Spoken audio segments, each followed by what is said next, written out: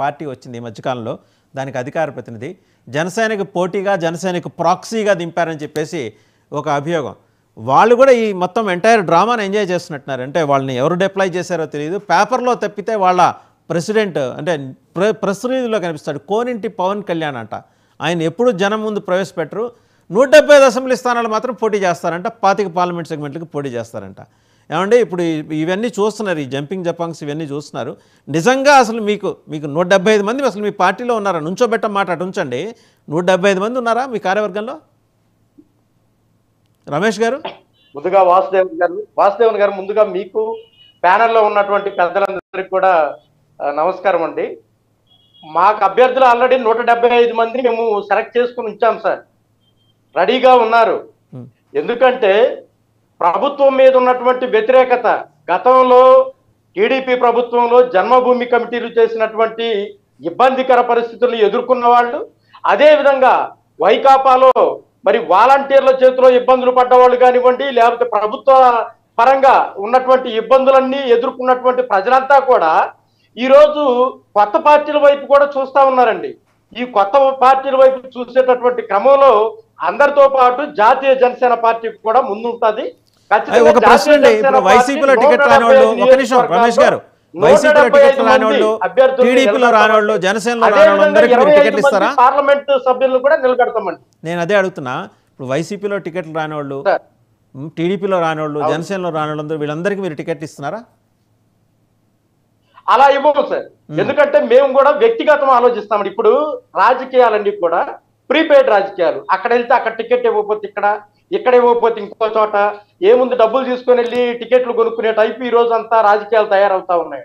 కానీ మీరు వచ్చిందే ఒక ప్రాక్సీ పార్టీగా వచ్చారు. మిమ్మల్ని ఎవరో వెనకాల మిమ్మల్ని డ్రైవ్ చేసే ఫోర్స్ ఏదో ఉంది, కాదా అనేది కూడా మేము చూస్తామండి. డాక్టర్ రమేష్ గారు, మీరు వచ్చిందే ఒక ప్రాక్సీ పార్టీగా. మీరు వాళ్ళ గ్లాసుని బకెట్తో కొట్టేద్దామని వచ్చారు. రేపు పొద్దున 175 సెగ్మెంట్లో పోటీ చేయడం ద్వారా మీ ఈ గ్లాసు గుర్తు కూడా మాకే ఇవ్వండి అని చెప్పేసి ఎలక్షన్ కమిషన్కి వెళ్ళబోతున్నారు. అన్నీ తెలుస్తున్నాయి.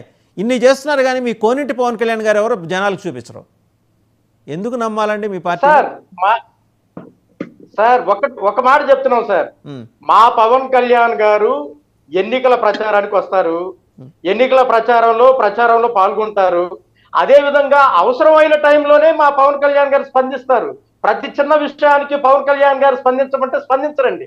ఎందుకంటే మిగతా రాజకీయాలు మిగతా వ్యవహారాలన్నీ వారు కూడా చూసుకుంటూ ఉంటారు కాబట్టి పవన్ కళ్యాణ్ గారి కన్నా మీ పవన్ కళ్యాణ్ గారు పవర్ స్క్వేర్ స్టారా? వారిని మేము ఇప్పుడల్లా కదిలించమండి. ఏమండి విజయ్ కుమార్ గారు, చూశారు కదా, మీ పవర్ స్టార్ కన్నా ఆయన మరి కొంచెం పవర్ స్క్వేరో పవర్ క్యూబ్ స్టారో ఆయన అవసరమైనప్పుడే వస్తారట. అసలు ఆ పార్టీ పుట్టుకని ఎలా చూస్తున్నారు మీరు విజయ్ కుమార్ గారు? ఎవరు వస్తారు? జాతీయ జనసేనకి రాష్ట్ర అధ్యక్షులు కోనింటి పవన్ కళ్యాణ్ గారు అని ఒక ఆయన ఉన్నారు. ఆయన ప్రెస్ రిలీజులో కనిపిస్తుంటారు ఆయన పేరు. ఆయన ఎవరనేది ఇంతవరకు వాళ్ళు జనం ముందుకు తీసుకురాలా. ఏమంటే ఇవన్నీ ఎవరో స్ట్రైట్గా ఎదుర్కోలేకుండా ఇవన్నీ చిల్లర వ్యవహారాలు అంటాం. సరే, నేనేమంటానంటే మీరు పోటీ చేసేటప్పుడు ఎన్ని పార్టీలైనా పోటీ చేయండి, పోటీ చేసేటప్పుడు ఏ పార్టీలైనా పెట్టుకోండి, మేము ప్రజాస్వామ్యానికి ఆహ్వానిస్తాం. కానీ మీరు గాజు గ్లాస్ ఉంటే పక్కన బకెట్లు తెచ్చుకొని, లేకపోతే రైలు ఇంజిన్లు ఉంటే పక్కన బస్సులు తెచ్చుకొని, ఈ వ్యవహారాల్లోని ఏమి అయిపోదండి. ఒక రోజు 2 రోజులు. వాసుదేవన్ గారు స్ట్రైట్ క్వశ్చన్, రేపు 175 నియోజకవర్గాల్లో 25 పార్లమెంట్ స్థానాల్లో గాజు గ్లాస్ గుర్తుతో మేము పోటీ చేయబోతున్నాం సార్. ఆ విషయం క్లియర్ గా చెప్తున్నాను నేను. ప్రశ్న నాకా ఆయనకా? మీరు వేసిన ప్రశ్న వారికి కూడా చెప్తున్నాను నేను, వారికి చెప్తున్నాను, మీకు కూడా చెప్తున్నాను. అంటే 99 టీవీ చూసేటటువంటి ప్రేక్షకులు మొత్తానికి కూడా ఈ విషయం తెలియజేస్తా ఉన్నాం. రేపు జరగబోయేటటువంటి ఆంధ్రప్రదేశ్ లో ప్రతిష్టాత్మకంగా జరగబోయేటటువంటి ఎన్నికల్లో మీకు విషయం తెలుసో తెలియదు, పైరవీలు చేసుకుంటే గుర్తులు రావు. మళ్ళీ చెప్తున్నా, పైరవీలు చేసుకుంటే ఏవో గుర్తులు వస్తాయని భ్రమల్లో ఏమైనా ఉన్నారేమో, రావు. జనసేన అనేది 10 ఏళ్ల నుంచి ప్రజల్లో ఉన్న పార్టీ. మీరు నిన్నగాక మొన్నొచ్చి మేము గ్లాస్ తెచ్చుకుంటాం, మగ్గు తెచ్చుకుంటాం, టంబ్లర్ తెచ్చుకుంటాం అంటే జనసేన ఖాళీగా కూర్చుందా?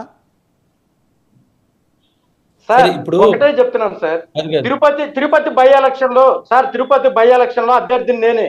డాక్టర్ గోదా రమేష్ కుమార్ అనే వ్యక్తి తిరుపతి బై ఎలక్షన్ లో అభ్యర్థి. అక్కడ నేను గాజు గ్లాస్ గుర్తుతో పోటీ చేసినప్పుడు కూడా అక్కడ ఇంతకంటే పెద్ద పోరాటం చేశారు. ఢిల్లీ వెళ్ళారు, ఫైట్ చేశారు, ఎలక్షన్ కమిషన్ కలిశారు, అన్ని రకాల ప్రయత్నాలు చేశారు కదా. అప్పుడేం జరిగింది? పోనీ బద్వేల్ ఎలక్షన్ లో ఏం జరిగింది? అదే మళ్ళీ రేపు అదే సీన్ రిపీట్ అవుతుంది, చూడండి సార్. మళ్ళీ మా వెనక గాని మా ముందు గాని మా మద్దతు గాని ఎవరికి ఉండదు. మేము సింగిల్ గా సింహం లాగా బయటకు వస్తాం సార్. 175 నియోజకవర్గాల్లో పోటీ చేస్తాం సార్. అంతే తప్ప మా వెనక వాళ్ళు ఉన్నారనో వీళ్ళు ఉన్నారనో వేరే వేరే విషయాలు అసలు అవన్నీ వింటా ఉంటే చాలా మీ గమ్మత్తుగా ఉంది. మాడ్యులేషన్ అంతా చూస్తుంటే వైసీపీ టెర్మినాలజీ లాగా ఉందే. సింహం సింగిల్ గా వస్తుంది అంతా. స్క్రిప్ట్లు అక్కడి నుంచి వస్తున్నాయా? లేదు సార్. సార్ సార్ సార్ ఒక్క మాట, వైసీపీకి మాకు ఎటువంటి సంబంధం లేదండి. వైసీపీ వాళ్ళకి మాకేం పని? అసలు మేము మా అభ్యర్థులు మేము ఇప్పుడు సెలెక్ట్ చేసుకుంటాం, మేమంతా ప్రజల్లోకి వెళ్తాం, ప్రజల సమస్యలు వింటాం, మేమంతా మా పనుల్లో మేము ఉన్నాం. వాళ్ళతో మాకేం పని? ఇప్పుడు టీడీపీ లిస్టులు బయట పెడితే కొంతమంది బయటకు వచ్చేస్తారు, వైసీపీ ఇంకా లిస్టులు బయట పెడితే ఇంకా కొంతమంది బయటకు వచ్చేస్తారు. అలాగని మేము ఎవరిని పడితే వాళ్ళని మాజీ ఎమ్మెల్యేలను లేకపోతే ఇంకో వాళ్ళకు కూడా మేము ఇవ్వాలని నేను అనుకోవట్లేదు సార్. నిజాయితీ నిబద్ధత కలిగినటువంటి వాళ్ళు తీసుకోవాలి కదా అదే మీరు విధంగా ఇచ్చిన. ప్రజల్లో ఆ ఏరియాలో ఒక మంచి వ్యక్తిగా